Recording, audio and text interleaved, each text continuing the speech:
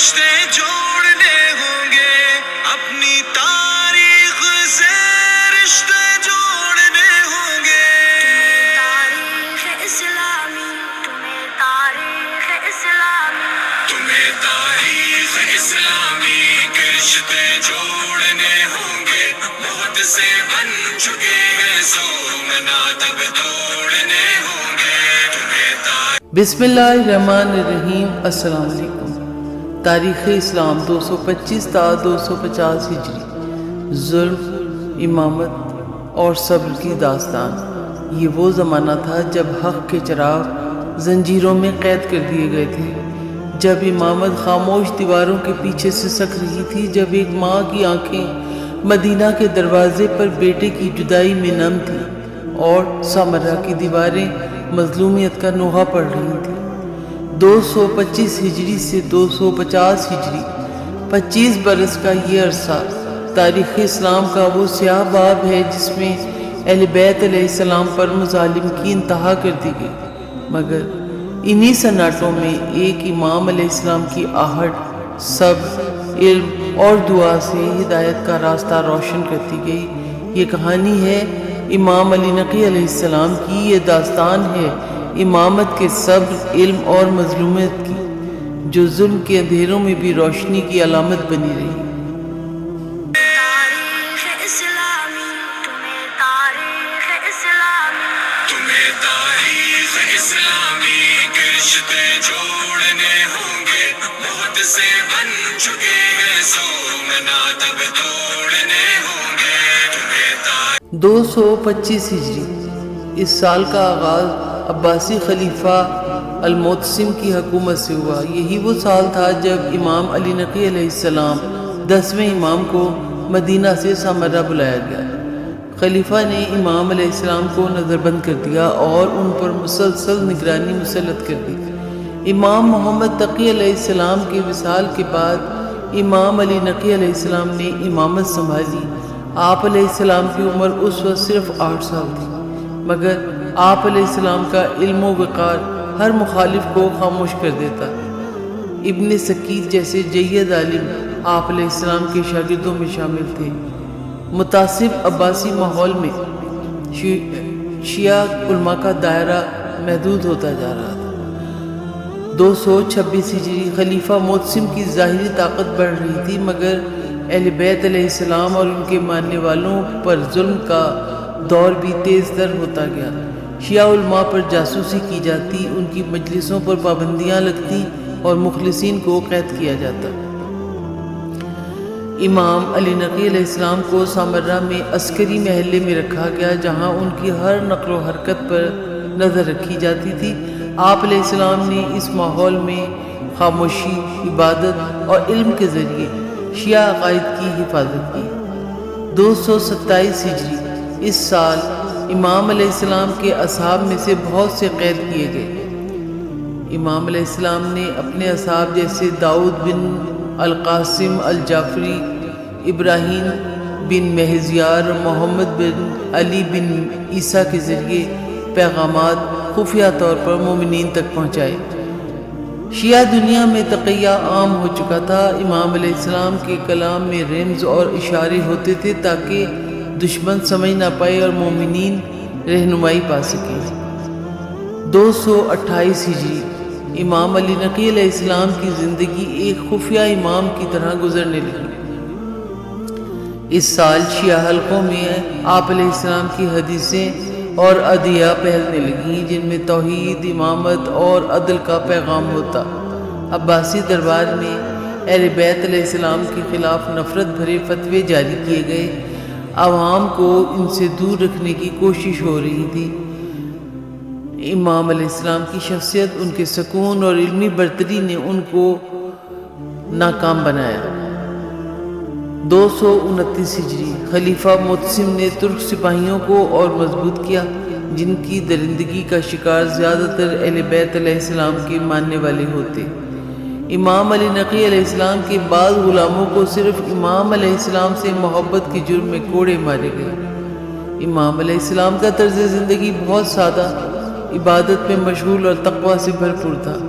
لوگوں کو اس میں نبی صلی اللہ علیہ وآلہ وسلم کا نور نظر آتا۔ 230 ہجری اس سال شیعہ دنیا میں امام علیہ السلام کی کرامات اور علمی جوابات کی بازگشت عام ہوئی۔ خلیفہ کے درباری امام علیہ السلام کے علم سے گھبرا گئے۔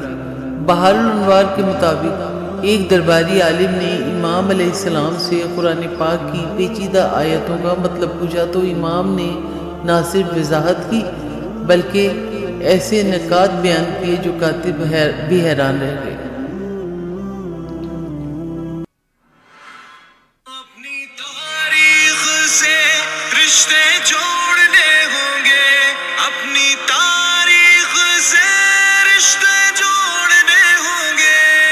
تاریخ اسلامی، تمہیں تاریخ اسلامی، تمہیں تاریخ اسلامی کے رشتے جوڑنے ہوں گے، بہت سے بن چکے ہیں سو مناتب توڑنے ہوں گے۔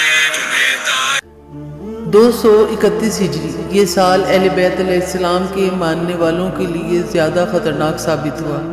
عباسی حکومت نے امام علیہ السلام کے قریبی اصحاب پر پابندیاں سخت کر دیں۔ کئی علماء کو روافظ کہہ کر شہر بدر کر دیا گیا۔ امام علیہ السلام نے سامرہ میں ایک چھوٹا حلقہ قائم رکھا جہاں خاموشی سے تعلیم و تبلیغ جاری رہتی۔ یہ دور روحانی مزاحمت کا دور تھا۔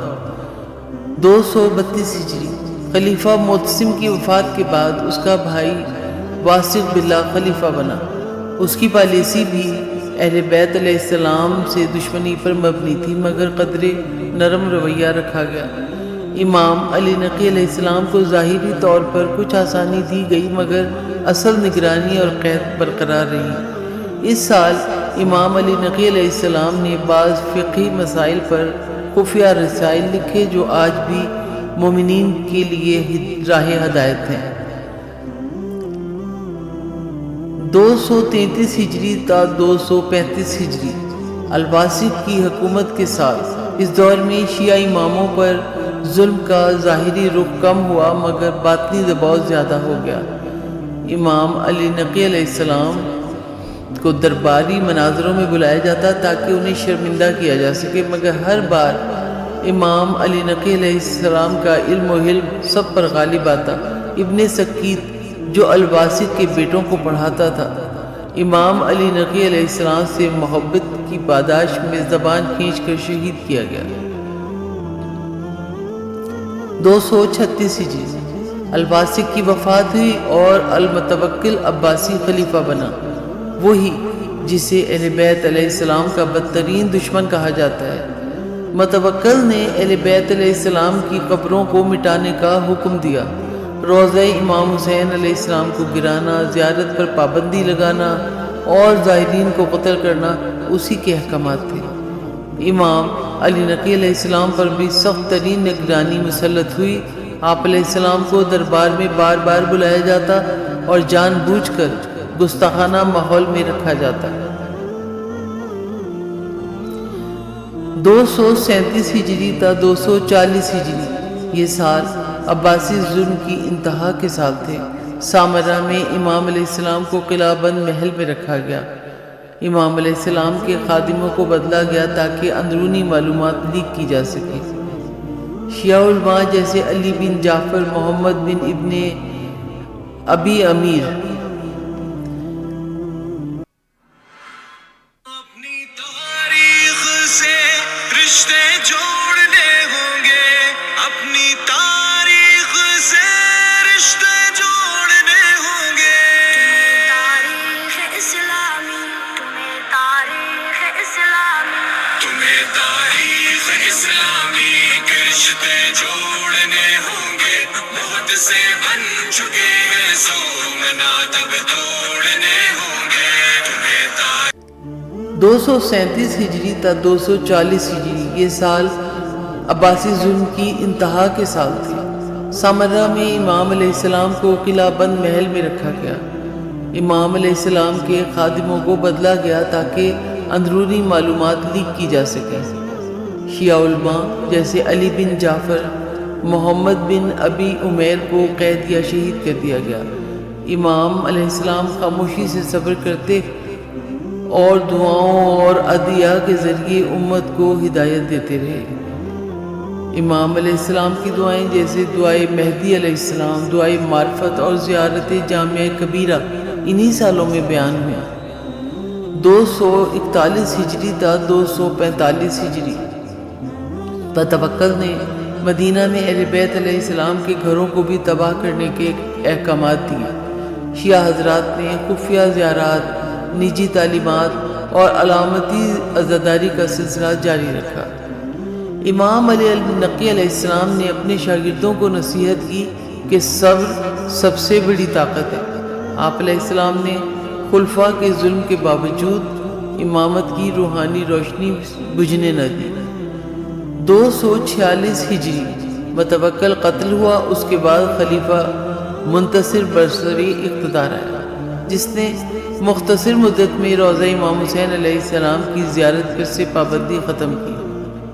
یہ امام علی نقی علیہ السلام کے لیے تھوڑی سی آسانی کا دور تھا، مگر جلد ہی منتصر کا بھی انتقال ہو گیا اور نئی سازشیں تیار ہونا شروع ہو گئی۔ 247 ہجری تا 249 ہجری المستعین اور پھر المعتز عباسی اقتدار میں آئے۔ دونوں نے اہل بیت علیہ السلام کے ماننے والوں کو دوبارہ ظلم کا نشانہ بنایا۔ امام علی نقی علیہ السلام کو زہر دیے جانے کے اشارے انہی سالوں میں ملتے ہیں۔